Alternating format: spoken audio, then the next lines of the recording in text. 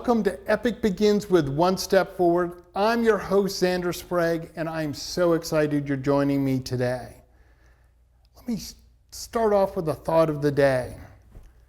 Share your story. That is so important. We all have important stories in our life, and sharing the story may be so helpful for someone else. It may be the spark that they need. I remember that I was sharing the story about Lucy, and it was to someone else who had also lost a sibling. And in doing so, I helped spark their healing journey, and that was so rewarding. You know, it's amazing what can happen when we share our story. And if you just share one story each day with someone, you have no idea the impact it can have, how it could help someone else. And you want to know what? We all have so many great epic stories. Why not share them? Now, I wanted to give you an update about Morgan DiNicola. She was on my podcast, and she continues to do great work with helping charities around the world and helping organizations, non-government agencies to spread goodness throughout the world. And I have to say, it's so exciting to see the work that she continues to do and the impact that it's happening. Truly epic what she's doing. Now, I am excited today to share the stage with Dwayne Aiken. Dwayne, welcome to the show. Tell us a little about who you are and what you do. So Dwayne Aikens, I'm excited to be here. Thanks for inviting me. I run a nonprofit based out of Oakland, California. We lead ours. I'm the executive director, co-founder. We do youth development, sports, physical education, service learning, college prep, and most importantly, we do drug intervention for the Oakland Unified School District. We've been a partner since 2012 doing that work, and we've expanded services to Marin County Department of Education, to where we do drug intervention presentations to middle schoolers. Well, that is so interesting. I got a lot on my mind. I'm like, wow, there's so much for us to talk about. But when you say drug intervention, is that like just drug education, or is it, I mean, what is that exactly? It's a little bit of both. So for the Oakland Unified School District, the way that the drug intervention program looks like, it looks like a one-on-one, and then it looked like also classroom presentations, but not intense therapy. So it's more so like work-life balance coaching, encouraging the young people that may be using or vaping to work on a life plan towards harm reduction. And so it's more about education. So it's through the Tobacco Use Prevention Education Grant that California received from the federal government to provide work. And then in Marin County, it's all educational presentations, so it's more preventive care. So for example, we're out in Marin County this week working at one of the middle schools there, working with 7th and 8th graders, leading the classroom presentations, and we're doing that through drug intervention. Through the physical education classes, and we'll be there Monday through Friday this week. Wow, that is great, and such important work to do. Interestingly, when I moved back to the Bay Area back at the beginning of the century, I like to try and make it sound like it was a long time ago, but I actually had some college friends of mine who had started a nonprofit called CHALK, which I believe was Communities in Harmony for Learning and Kids. And I did a basic technology class for at-risk youth in Oakland and in the Tenderloin. Okay. And I was teaching them like how to use Microsoft Word. I helped them write a resume. We used Excel. So it was really rewarding for me to provide just some basic skills that sadly a lot of these students hadn't had exposure to, just because there weren't as many computers and there wasn't the time to teach them. But obviously knowing how to use basic computer skills of how to use a word processor, a spreadsheet, write a resume. It's pretty important. Like I remember leaving from Oakland and going to Xavier University of Louisiana. Xavier made us take a computer science class before, like our freshman year, you had to take computer science entry 101. And while I knew how to type, because we always had typing classes here, I didn't know much about the different things, like how to do the PowerPoint, the Excel, and all those different things. And it was early on, that was 2000, so that was before the Google Docs and all of these other things. And I'm thankful for that, because most of my job requires me to know how to do PowerPoint, use Microsoft, and use Excel. So I think it's basic fundamentals that we need to make sure that all our kids have access to that technology. Absolutely, because you go into the work world and there's a good chance that you're going to have to be able to know how to use something. Right. Yeah. I was talking to because even though I run a nonprofit, work with youth, that also entails, since we do it as more of a grassroots, kind of like mom and pop shop nonprofit, that also includes working with our parents. And some of the parents that may have not went off to a university like I have, I caution some of them when they're about to step into like an online program. And I'm like, it's going to be rigorous. It's going to be rigorous. It's probably going to be a lot harder if you don't have basic computer, informational technology, learning, understanding. You're going to be in a class. You might understand the work, but you might not understand how to do the things. So I encourage you to go to a JC first and take some entry-level Microsoft classes so that you can get savvy with the computer, because you're going to have to be able to do your work, and nobody's going to be able to do it for you. Absolutely. Yeah, and that's so true. I mean, I always try and remind myself that things that, just because I've been exposed through work and my own interest, things that seem really easy, like using a email program or something. Right, yeah. Are not necessarily everyone knows how to use it, but it's so essential, because if you get a job and they're like, all right, Dwayne, I need you to just type up this memo for me. Right. How are you going to do that? Yeah. Right. And I remember Dr. Duckworth at Xavier. I remember her name. That was my computer science professor. And she literally, I remember I was freaking out because I was messing up on something. And she said, just hit back. Yeah. Hit back. You're not going to break the computer. Yeah. Just hit back and refresh.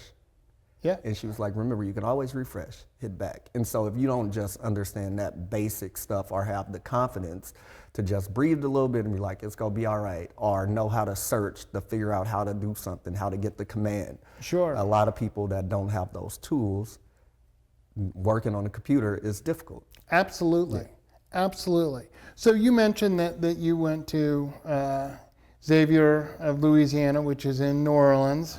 Yes. Before the show, you and I were talking about New Orleans and what a fabulous city it is. And, you know, what are one or two things for you that just make New Orleans so special for you? One thing is the music, the culture, to just see the authenticity of the city, like the rawness of it. The people are very genuine, they're nice, and they just have a way of being welcoming. So you feel like you're in a whole nother place. I remember one time I stayed in an Airbnb out in the Frenchman area behind the French Quarters, and you woke up to jazz playing. I was going to say jazz, like, yeah. It just changed your whole energy. You like, oh, I feel like I want to go outside. I want to jump in the second line. I want to have some fun. So the culture there, I feel like it's my second home. Like when I go there, I have people that are not my blood relatives that I check in with. And you'd be in trouble if you didn't check in with them. If you didn't check in, right, yeah. Even one of my professors, when I get there in November, I have to check in with her. Yeah. Like, yeah, so. But Dr. Blanchard Wilson, I hope you're watching this. I'll see you in November. Exactly. And obviously, the food. The food, delicious. Oh, so good. Yeah. So good. I'm slim, but when I go to New Orleans, I at least gain 2-3 pounds. I eat breakfast, lunch, and dinner. Exactly. Yeah, and you got to go to Daisy Dukes. Oh, yeah. In the French Quarter, yes. I had many a breakfast at Daisy Duke's. Have you had the alligator omelet? I love it. I did not have the try alligator. that the Next time I'm omelet, there. yeah. That obviously, you got to have at least one beignet. You don't have to have a Absolutely. lot, but you got to have one. And yeah, and I mean the seafood is Off the beyond. charts. It really is. Yeah. I went to this place last time called Aken down there. So Mm-hmm. that was awesome and amazing. And then I just found this Instagram page that have all of the new places to go and eat. So I'm going to be stopping by some of those places to get some Exactly. food. Yeah, because I love seafood. Definitely love me some fish and love me some Some egg crawdads Egg and- touffee. The crawdads are good too. Yeah. Yeah. Definitely. All right. Well, obviously you and I could We all make get the whole show about food, About New Orleans. but New Orleans food. But let's get back here. So how did you start your nonprofit? Yeah, so I started WeLo. It actually started in 2005 when I was teaching physical education after Hurricane Katrina hit. I moved back and I was still going to go back to New Orleans. And in short, my grandmother was like, you know that you're one of the refugees. You don't live here no more. And I'm like, I stay here. She was like, no, you still stay in New Orleans. So smartly, one thing that I did when I was evacuating to Baton Rouge to ride out Hurricane Katrina, I put my lease in my bag. So I had that with me when I got back to Oakland, and I went to Red Cross, and I seen the amount of folks that were in there, and I asked the executive director, I was like, well, what can I do to help? And he was like, well, since you are from earthquake country and you went through a major hurricane, you can go around and talk to the high schoolers about disaster preparation and what it's like. So I did a couple of classroom presentations. Then they invited me on Comcast News Network, and I think I went on Cron or something, or ABC. It was one of them, and I spoke there. Sports for Kids seen me, and Sports for Kids asked me to come teach physical education. So that's how I ended up not moving back to New Orleans. And while teaching physical education, I noticed me being an Oakland Unified District graduate or alumni and leaving to go to Xavier, which is really academic and rigorous, I realized the lack of knowledge that I had, academic knowledge, when I got to Xavier, math-wise and English-wise.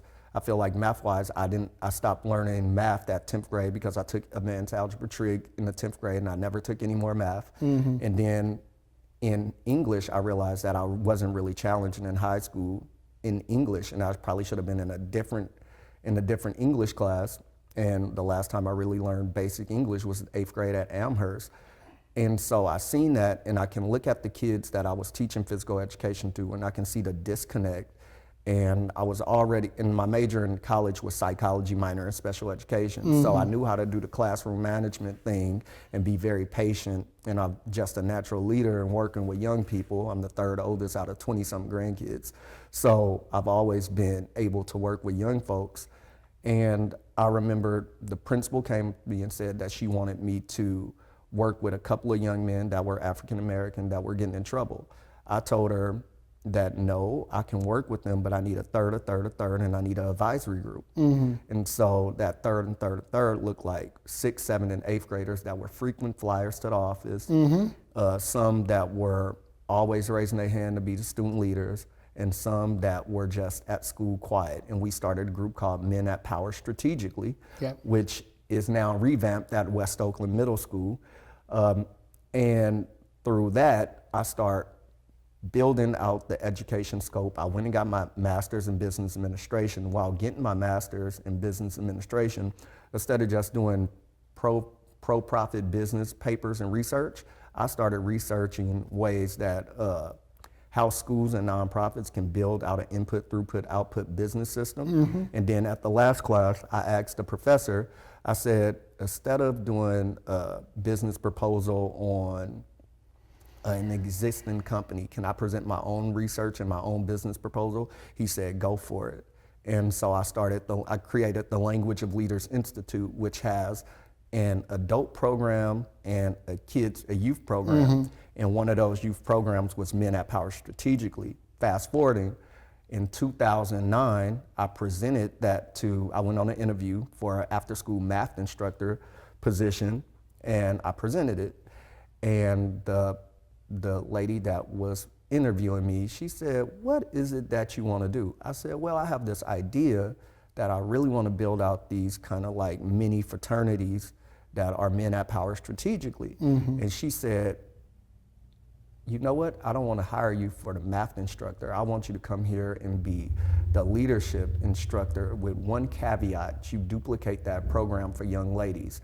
And I said on the spot, "Okay, we got ladies at power strategically." So there I was building my program at Reach Academy, and which was really cool about it. I went to that elementary site when the whole school was E. Morris Cox. So I get to launch my nonprofit organization off of that campus and see it be in existence, almost 16 years, doing something and bumping into kids that were in that program at Reach. Some are doing great, some may not be doing great, but they still know how to reach out and connect and stay connected. And that's the power of the work, and just being able to be in a position to allow that to stay centered while different things manifest from the organization, like doing the drug intervention and adding that youth development, that career exploration piece to that work is so critical and so important. Like we was talking about earlier, exposure is everything, just access. And just teaching the young people that you're not inferior, you just don't have access. Yeah. Right. So absolutely. And I'm a firm believer that each and every one of us can have epic dreams and we can achieve them. It just takes a few things. First of all, you have to believe in yourself. Right. You got to be your number one cheerleader. You obviously have to have support, but it's okay not to know how to do something and still start. The story you just told, perfect example. Oh, well, we need one for young ladies. Okay, no problem. I got it, right? You didn't have the answer to exactly what that looked like, but that didn't matter. Right. Didn't stop you. Right. I was going to get it. Like, so I tell people all the time, like, I've worked since I was 14 years old. I come from a family where my mom, she was on drugs. My dad was in and out of jail. And my grandmother pretty much raised us. And she told me that, Dwayne, you can do anything that you want to do. Just make sure that you go to school, you're taking care of business. And my mom, even though she was on drugs, the one thing that she did that I feel was really unique about her, she never let us see her addiction. Like, I never seen her do drugs. I knew she did it because she would talk to us about it. But the other thing she did, any of the guys she ever dated, they were not on drugs. They all worked, they had professions. And I remember when I got back from New Orleans in 2005, I stayed with her and my stepdad. And I was like, how do you put up with my mom? Because she was still suffering in her addiction. And he said, I just love her. And I was like, oh, okay. I was like, okay. But she did some great things minus her addiction. She did some great things. And she would always tell me, one day you're going to be my doctor. And so to see her birth that into me, like putting those positive things into me when I'm getting in trouble in school and all these different things and feeling like I'm not going to go that far, she was always positive reinforcement. You're going to be a doctor, you're going to do this, and you're going to be great, and et cetera. So that means a lot, that rearing at an early age. Absolutely, yeah. I mean, the positive reinforcement, and, you know, as a parent, I'm a parent myself, believing in your child's potential unfailingly, even though they make mistakes. We all make mistakes, Dwayne. Right. Okay. We people. We are. And, you know, we're going to try and fail at something. That's okay. I remember when I was in 10th grade, I was taking geometry. And I was just struggling. I was working as hard as I could. I just wasn't doing very well in it. And I was really sort of down on myself. I felt my parents were going to be disappointed in me. And remember my dad said to me, and my dad he was good in academics. So Okay. I was like, oh, I mean, it would be so disappointing. And he said, look, I have a question. Your mother and I just have this one question. Are you trying as hard as you can? I said, Dad, I don't know how I could. I mean, I'm going for extra help. It just doesn't make sense. And he goes, that's all we care about. If the best you could do is a C+ in this, that's okay. Unless it was those proofs. It was the proofs. It was. Yeah. That took me through it too. And I was actually really smart because I said, I'm not sure when I'm going to use this. I'm not planning to be an architect, and I'm certainly not walking down the street going, oh wow, the Transamerica building, that's an isosceles triangle whose area is, I said, I'm not going to do that. I can tell you, I don't believe I've used a whole lot of my geometry since I stopped taking the class. But the important part was my parents letting me know that their expectation was do the best you can. There are the classes, my dad said, there are classes that you're going to take and you're just not going to do well in them. That's fine. There are other classes that you're just going to, it's going to make sense. Yeah. It's like, it's night and day. I also studied psychology, and for me it was like the answers were on the page. It just made sense to me. I guess that's why I'm a mental health professional, because I'm like, oh yeah, that all makes sense to me. Right. So yeah, that early belief, you are going to do something versus you'll never amount to anything. I mean, the things that our parents say to us, and as adults we say to children, do have a profound effect. Right. You know, the story that you just shared, I was talking just earlier, my thought of the day about the stories that we tell make a difference. Right, yeah, because you never know what your story can do for somebody else. And sometimes, like I'm working on a little memoir, and I was just working on it on the way over here on BART. And part of it is the dedication piece of who this book is for. Oh, that's the hard part, right? Right, and just telling people like it's all right to be vulnerable as long as you're doing something to give back and you're touching somebody else, because that's the beauty of it. My grandmother used to always say, well, Dwayne, if you woke up, you got food, you got shelter, you breathing, you're all right. So walk out the house, be kind, and give back. Do something, and don't just sit there and be depressed. Yeah. Right, because you're gonna get over it. Yeah. Because you got something that a lot of people don't have. Think about the person that didn't eat last night, that didn't sleep in our room last night. So be happy. Absolutely. And, you know, in my book, I call it the 97-3 rule. And I really believe that 97% of our day is good and up to 3% is not so good. Yes, we all have the days where it's bigger than 3%. We have a bad day. Yeah, I'm practicing the box breathing. Huh? The box breathing. Exactly. But the thing is, we seem to forget all the good that's happening. As you said, we woke up this morning. That's a really good start. I didn't doubt that I would wake up, but it's still remind yourself, hey, I woke up. Right. Here I am. I get to do my show, which I love so much. I get to have you on and learn from you and learn about the work you're doing and allow you to share it with everyone here. That is awesome. That is great, right? If something doesn't go quite right, okay, that's going to happen. We don't get it right 100% of the time. Yeah, and that's what I talk to a lot of the young people I work with. I use this quote, "My authentic self is classic." I bring that up because so many of our young people, they see all of this digital stuff and avatars on Instagram and what's going on TikTok, and everybody chasing instant gratification. And I'm just letting them know, like, your authentic self is classic.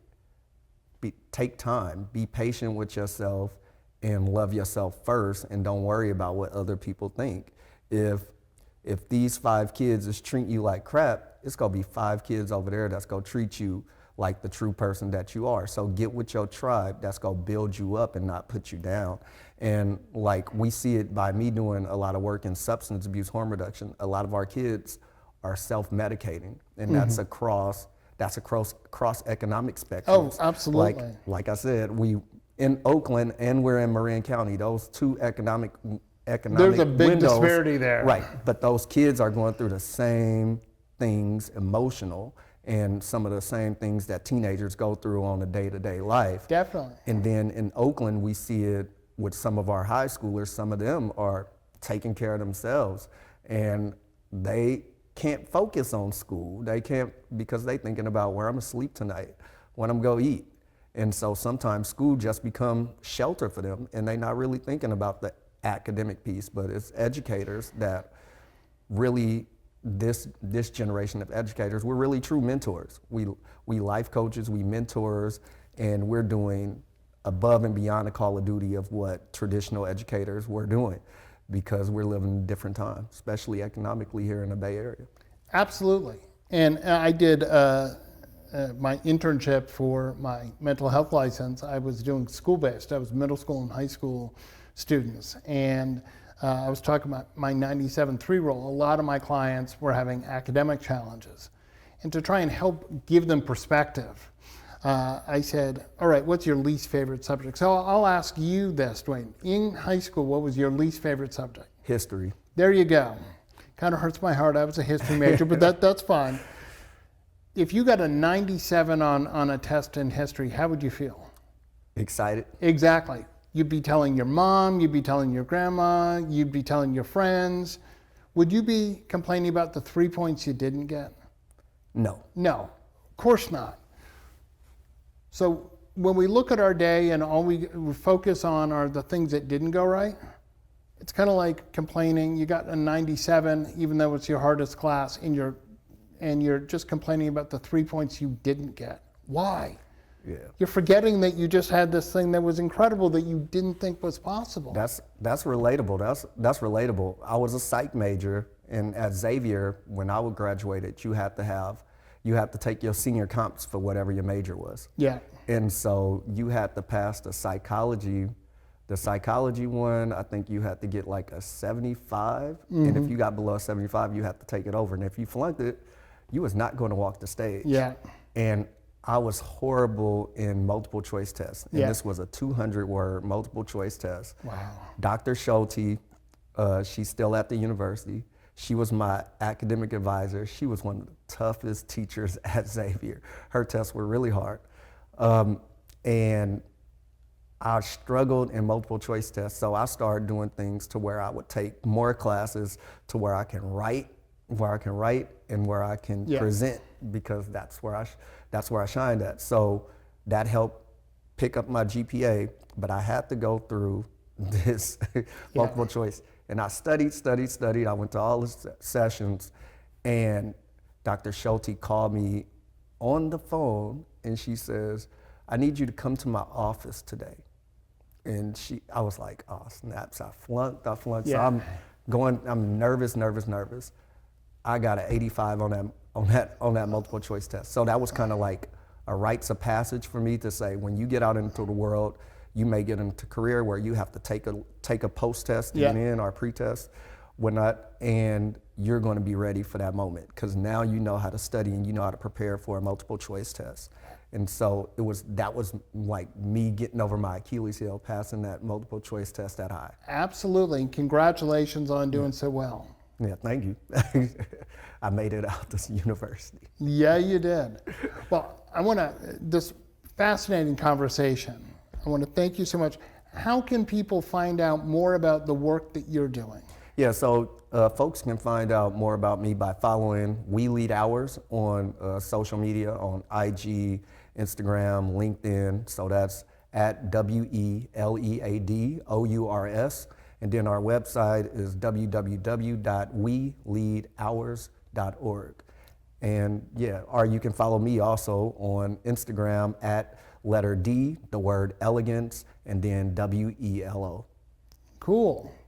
Well, thank you so much for coming in. Really an epic conversation. Thanks for having me. You bet. I want to remind everyone that if you're ready to begin your epic journey, go to epicbegins.com. And as always, remember that epic choices lead to the epic life that you want.